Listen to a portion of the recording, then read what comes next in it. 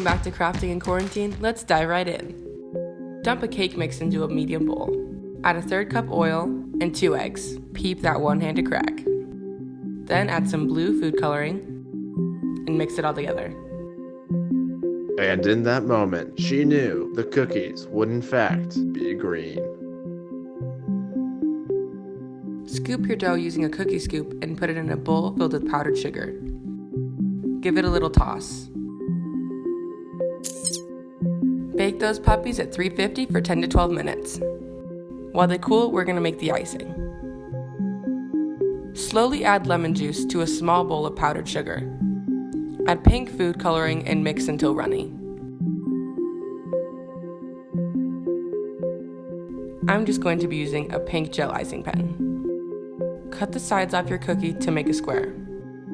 And start adding lines.